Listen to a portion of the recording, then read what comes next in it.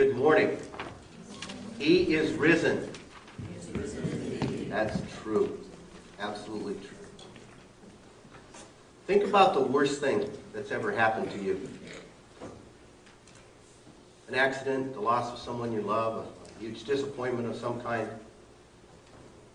That event probably changed your life in one way or another. It's probably something that you think about often.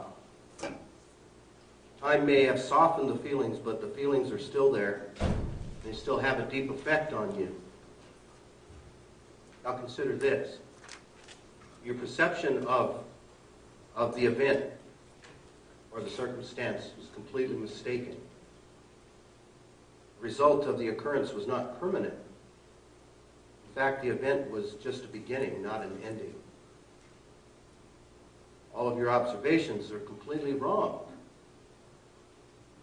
While it appeared that the happening destroyed your hopes and dreams, something better and more wonderful was going on, was going to occur.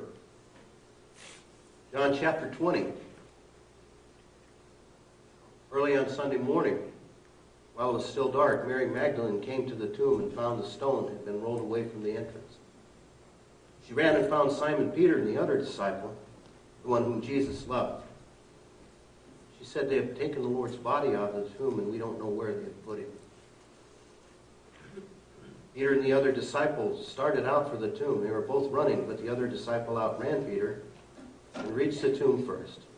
He stooped and looked in and saw the linen wrappings lying there, but he didn't go in. Then Simon Peter arrived and went inside. He also noticed the linen wrappings lying there, while the cloth that covered Jesus' head was folded up and lying apart from the other wrappings. Then the disciple who had reached the tomb first also went in, and he saw and he believed.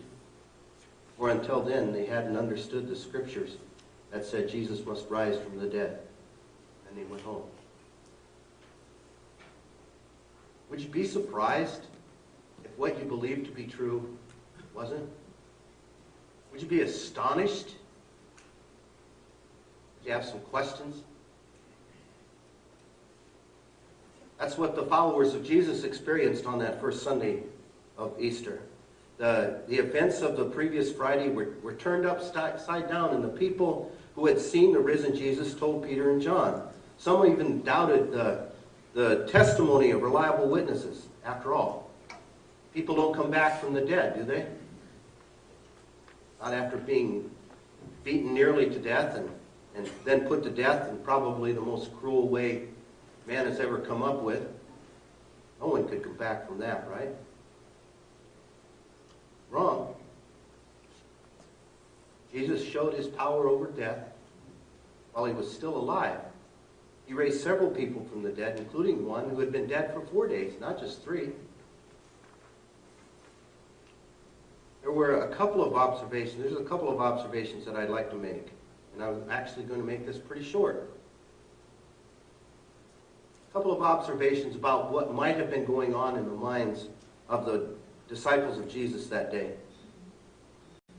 Remember that they had been just subjected to a terrible experience. And it's possible that the Romans were probably coming for them because they were associated with an executed criminal. Their fears were well-founded. First, Peter and the other disciple, most likely John, arrived at the tomb after Mary Magdalene had reported that the stone was rolled away. And they found it exactly the way that Mary described it. They examined the evidence. One believed something amazing had happened. Peter, however, wasn't so sure. Peter was a fisherman and an experienced realist. Even though Jesus had performed many miracles and other signs in his presence, Peter was likely not under the illusion that Jesus actually rose from the dead. That was beyond even Jesus' power. And we're like that. That's my first observation. We seem to think that God is limited as to what he's able to do. Because we are limited, we think that God is limited. In the last generation, the church has seemed to lose the majesty of God, of who God is. In an attempt to make Jesus more personable and accessible, we've changed him into something of a long-haired 70s hippie who's friendly and wants to hang out with us. And since he is just a friendly guy with superpowers, he has limits. Peter wasn't any different. I mean, he understood that Jesus was powerful, but he did amazing things, but he was limited. He was dead. He didn't come down off the cross. He didn't bring his kingdom into being at the time when it would have been the most astounding, the most astonishing. He didn't do what he expected. To make it worse, Peter had denied him, denied even knowing Jesus. It was a horrible, humiliating, and disappointing time to be a follower of Jesus. So Peter and John went home. That's the second observation. When we are perplexed and confused, we have a tendency to go back to the familiar. The New Living Translation says they went home. Other translations say that they returned to where they're staying. Likely it was the same place in the upper room of the house where they had the Lord's Supper, and very possibly where the Holy Spirit would come on the day of Pentecost. When life becomes too difficult to handle, it's good to return to a place of comfort and peace. Peter and John didn't know what else to do. Mary Magdalene believed that somebody had taken Jesus' body. There wasn't any reason to doubt that. Otherwise, what happened to it? Even though John believed that something miraculous had taken place, he didn't know what to do with that information. Everyone involved had to go to a place where some sense could be made of the events of the day. Do you have a place of comfort and peace? If you don't, I would strongly suggest that you find one. And I know that a lot of us have hectic lives that move quickly. Excuse me. Sometimes it seems that there's no time to even think, let alone spend some time in a place that helps us relax and refocus. However, it's worth the effort. It's worth the time to find a place where your thoughts and your prayers, your emotions and your struggles and your blessings all come together in one place. For some, home isn't always a place filled with comfort and peace. But remember that you always have a loving home if Jesus is the head of your family and the head of your life. Some years ago, quite a few years ago now, I guess, Don Francisco recorded a song that told the story of the Apostle Peter and his struggle with the decisions about Jesus the night of the crucifixion.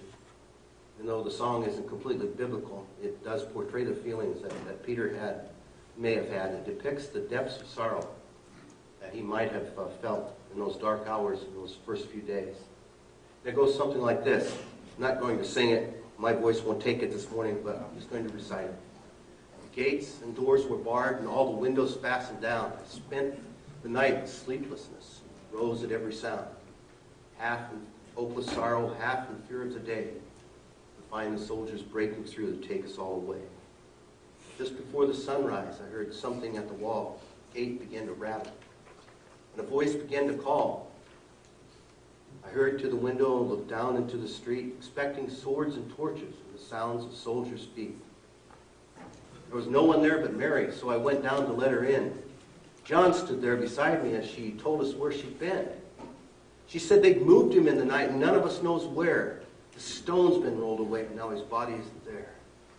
We both ran to the garden. John ran out ahead. We found the stone in the empty tomb, just the way that Mary said. But the winding sheet they'd wrapped him in was just an empty shell. How or where they'd taken him was more than I could tell. Something strange had happened here, but just what, I did not know. John believed a miracle, but I just turned to go. Circumstance and speculation couldn't lift me very high. I'd seen them crucify him, and I'd watched him die. Back inside the house again, all the guilt and anguish came, and everything I'd promised him just added to my shame. When at last it came to choices, I denied I knew his name. Even if he was alive, it wouldn't be the same. And all at once the air was filled with a strange and sweet perfume. Light came from everywhere, drove shadows from the room. Jesus stood before me with his arms held open wide. I fell down upon my knees and just clung to him and cried. He raised me to my feet, and as I looked into his eyes, love was shining out from them like sunlight from the skies. Guilt and my confusion disappeared in sweet release, and every fear I'd ever had just melted in sweet peace. He's alive. He's alive, and I'm forgiven. Heaven's gates are open wide. He's alive. Church, Jesus is alive. He's alive. Say that with me. He's alive. He's alive. And you can be too. This offer of salvation is for everyone who believes the message of the cross and the message of the resurrection. If you live in him, find your peace and comfort in him. Prepare to be astonished.